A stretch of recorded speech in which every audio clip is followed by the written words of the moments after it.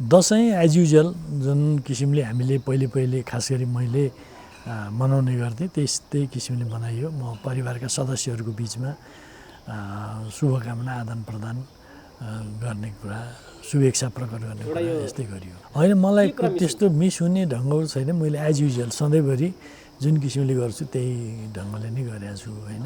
अब कहिलेकाहीँ राज्य सञ्चालनसित सम्बन्धित निकायहरूमा बस्दा मन्त्री हुँदा भनौँ या त्यस्तो बेलामा अलिक पृथक ढङ्गले केही औपचारिक रूपमा राज्यसित सम्बन्धित त्यस्ता ठाउँहरूमा गएर मनाउने काम पनि गरियो। जस्तो भनौँ अब सम्मान्य राष्ट्रपतिज्यूको टिका लगाउने, प्रधानमन्त्रीको टिका लगाउने कुरा पनि गरियो।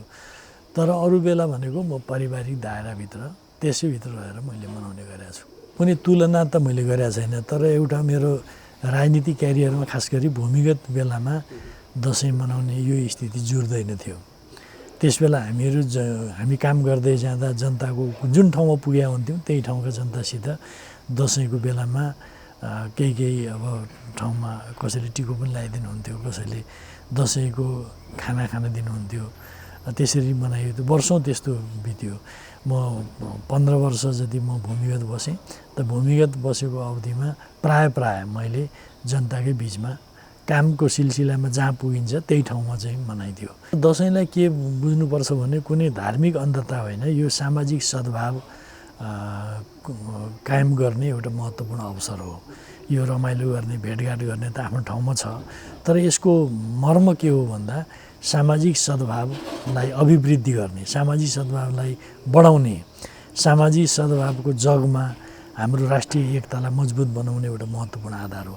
दसैँको कुरा, तिहारको कुरा, नेपाल सम्मतको कुरा, छठको कुरा या बकरिद मनाउँछन्। त्यो बकरिद नेपाली मुस्लिम समुदायले पनि मनाउँछन्। उँधौलीको कुरा, जति पनि चाडपर्वहरू छन् ती सामाजिक सद्भावका हाम्रा आधारहरू हुन्, एपरेटसहरू हुन्। ती सामाजिक सद्भावलाई अभिवृद्धि गर्ने माध्यमहरू हुन्। र यो सामाजिक सद्भाव अभिवृद्धि गर्ने कुरामा हामीले चाहिँ जोड दिनुपर्छ। र यो चाडपर्वहरू दसैँकै कुरा पनि त्यही हो।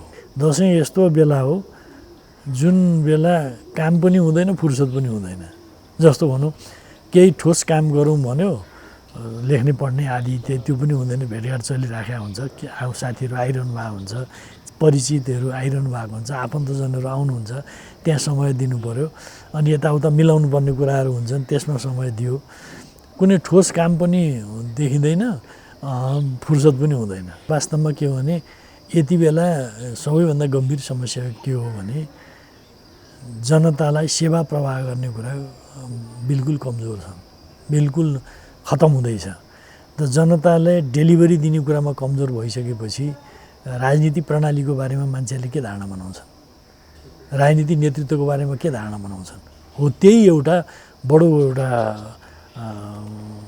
दुर्भाग्यपूर्ण चाहिँ परिस्थिति चाहिँ देखा पर्दैछ। किनभने जनताले सेवा नपाउने, जनतालाई डेलिभरी दिने कुरामा पोलिटिकल लिडरसिपले राज्यकोलाई नेतृत्व गर्ने निकायबाट त्यो नहुँदा बित्तिकै जनताको वितृष्णा त फैलिने भयो। त्यही चिज देखिरहेको छ अहिले। चिन्ता लाग्ने भयो। जो हामी पनि त यही समाजभित्रै रहेका मान्छे हौँ, हामी देख्छौँ, जनताका समस्याहरू देख्छौँ।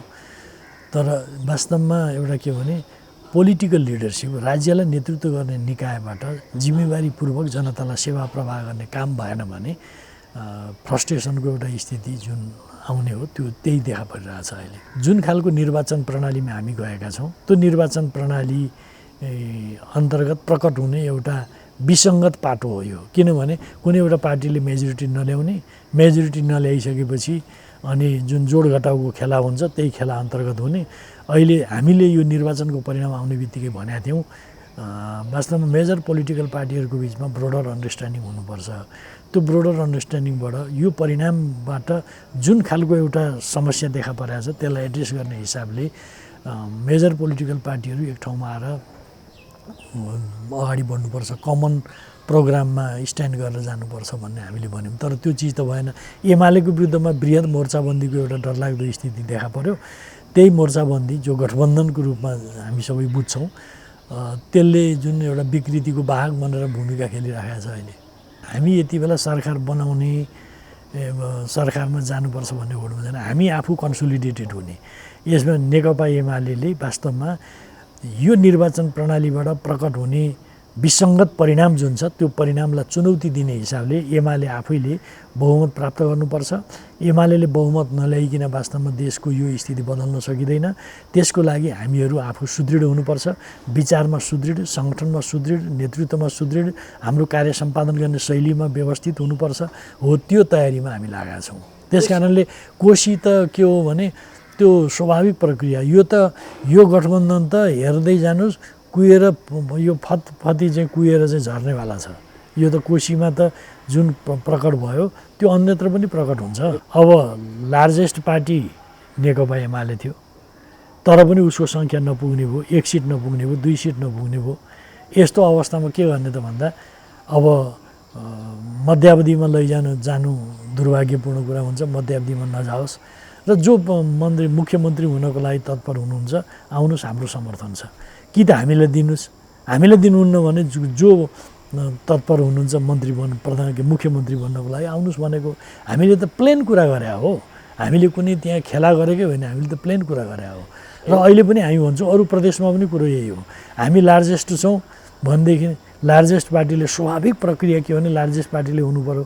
मेजोरिटी नभए पनि लार्जेस्ट पार्टीले हुनु स्वाभाविक हुन्थ्यो। त्यो नभइसकेपछि के हुन्छ त भन्दा त्यो नभइसकेपछि के हुन्छ भने जो तत्पर हुन्छन् हाम्रो समर्थन त्यसलाई छ। हामी के चाहन्छौँ भने बिचमा मध्यावधि गराएर फेरि चाहिँ जनतामाथि यो अतिरिक्त बोझ लाद्नु हुँदैन भन्ने पक्षमा हो। काङ्ग्रेसले आफूलाई कुन रसातलमा पुर्याउँदैछ हामी त्यसप्रति चिन्तित छौँ। काङ्ग्रेस आज पुष्पकमल दाहाल प्रचण्डका छली जाली कुराहरूको एउटा भाग भएर हिँड्ने जुन सिलसिला देखिँदैछ त्यो दुर्भाग्यपूर्ण छ। काङ्ग्रेससित हाम्रो दुई आयामिक सम्बन्ध हो। जस्तै एमालेको के हो भने मुलुकमा सङ्कट परेको बेलामा, अप्ठ्यारो परेको बेलामा, परिवर्तन गर्नुपर्ने कुरामा काङ्ग्रेससित सहकार्य गरेका छौँ र राज्य सञ्चालनको बेलामा हाम्रो प्रतिस्पर्धा पनि हुन्छ। त्यस कारणले काङ्ग्रेससित त हाम्रो क्लियर कुरा हो। जब त्यस्तो बेलामा क्राइसिस छ भनेदेखि ब्रोडर अन्डरस्ट्यान्डिङबाट जानुपर्छ भन्ने हाम्रो त मान्यतै हो। यो कुनै लुकाएको कुरै होइन। जहाँसम्म कोशीको कुरा या अरू प्रदेशको कुरा पनि हामी एकदम क्लियर भन्न चाहन्छौँ। मध्यावधिमा प्रदेशको निर्वाचन लैजानु हुँदैन, प्रदेशमा जानु हुँदैन। त्यसको लागि सम्भव हुन्छ तपाईँहरू तत्पर हुनुहुन्छ, एमाले लार्जेस्ट भएको ठाउँमा एमाले मुख्यमन्त्री पाउनु पऱ्यो, सरकारको नेतृत्व गर्नु पऱ्यो। हुँदैन भने जो तत्पर हुनुहुन्छ आउनुहोस्, हामीले भनेकै हो। आरोप होइन, बकवास हो।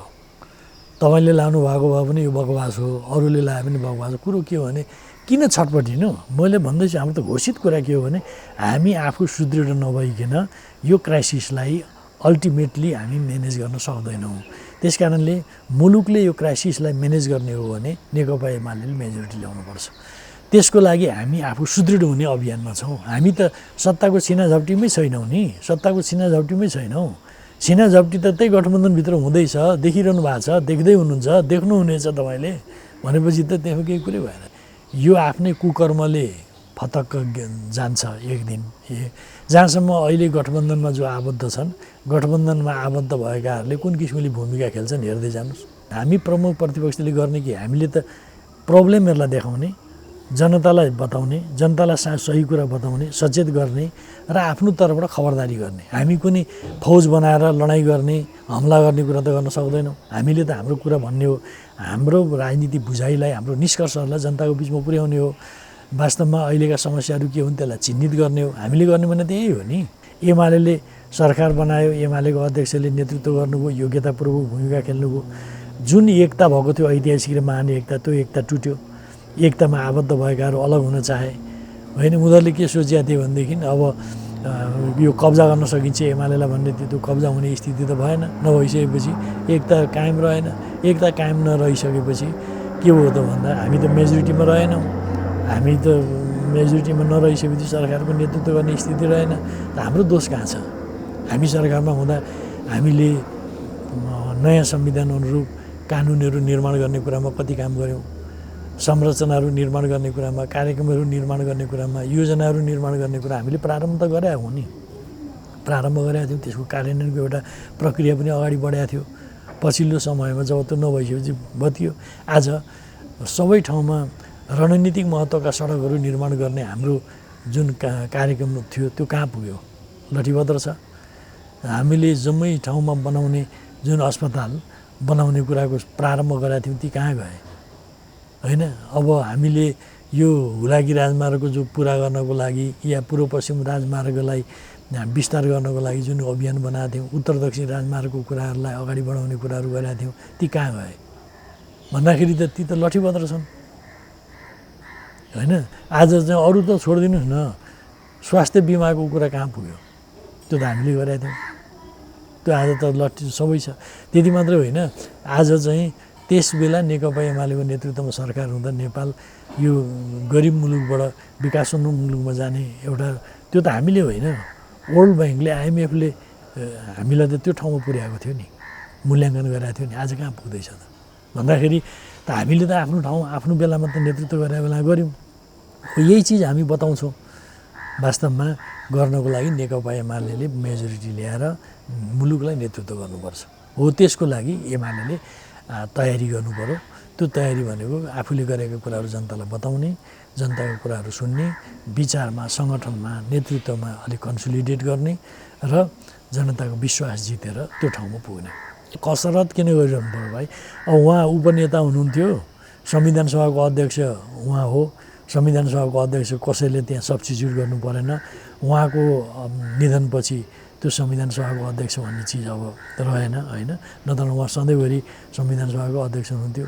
संसदीय दलको उपनेता हुनुहुन्थ्यो, अब अहिले उपनेता हुनुहुन्न कोही, आवश्यक पर्यो भने त्यही संविधान यो हाम्रो संसदीय दलको उपनेता संसदभित्र रहेका साथीहरूमध्येबाटै कोही हुनु होला आवश्यकता पर्दा। हाम्रा 7 जना उपाध्यक्षमध्ये 1 जना उपाध्यक्ष हो उहाँ, होइन, म वरिष्ठ उपाध्यक्ष हुँ, अरू उपाध्यक्ष हुनुहुन्छ, 1 जना उपाध्यक्षको स्थान रिक्त रह्यो, होइन, आवश्यक पर्दा त्यो रिक्त ठाउँ उपाध्यक्षको कुनै कमी नै छैन नि। कुबाटोमा हिँडेका हरेक साथीहरूले सोच्नुपर्छ, त्यो जुन गलत बाटोमा जानुभएको छ जोसुकै व्यक्तिहरू पनि यदि सोच्ने हो भने म गलत बाटोमा हिँडेको रहेछु हुनु फर्किनुपर्छ। हाम्रो पार्टी किन सही छ, हाम्रो नेतृत्व किन सही छ भने यो चाहिँ यसको चाहिँ प्रतिशत हायर छ, होइन, यसले आधारभूत रूपमा राम्रो काम गरेको छ, राम्रा विचार बोकेको छ, सही कुरा बोकेको छ, त्यस कारणले राम्रो। यसको अर्थ कहिलेकाहीँ कमी हुन्छन् कि हुँदैन भन्दा कमी त हुन्छन्, स्वाभाविक कुरा हो नि। हो, म एक्लै भए पनि केही फिक्री छैन मलाई। मैले जहिले पनि पार्टीमा लाग्नु भनेको संस्थागत ढङ्गले चल्नुपर्छ भन्ने पक्षमा। म संस्थापन कहाँ छ त खोज्दै म जाने होइन।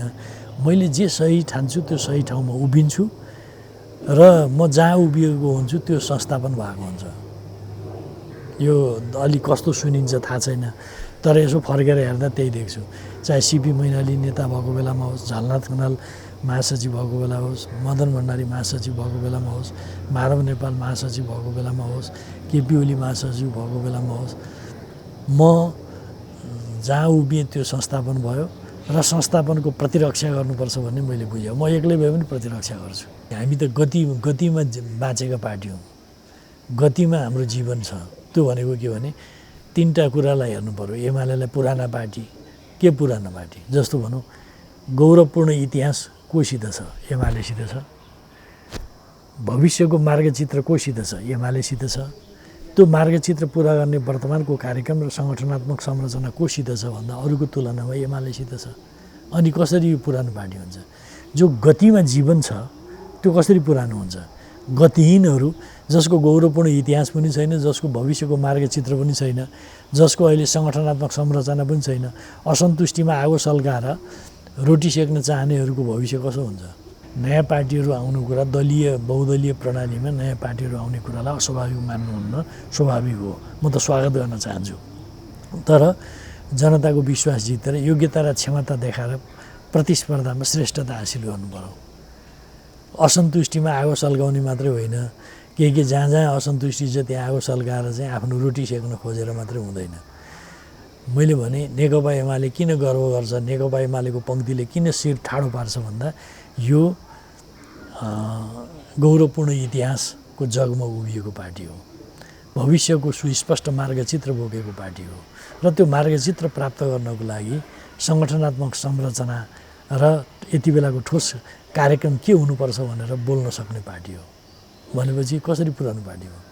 मुलुकमा जब सङ्कट पर्छ मेजर पोलिटिकल पार्टी देशप्रति जवाबदेही पार्टीहरूले ब्रोडर अन्डरस्ट्यान्डिङ गरेर जानुपर्छ ब्रोडर अन्डरस्ट्यान्डिङ जानुपर्छ आजको आवश्यकता यो हो यति बेला हाम्रो राष्ट्रिय स्वाभिमान स्वतन्त्रता हाम्रो स्वाधीनता यी चिजहरू हाम्रो अखण्डताका विषयहरू बडो महत्त्वपूर्ण ढङ्गले देखा परेका छन् ती महत्त्वपूर्ण कुराहरू लाई ध्यान दिएर पोलिटिकल पार्टीहरू अगाडि बढ्नुपर्छ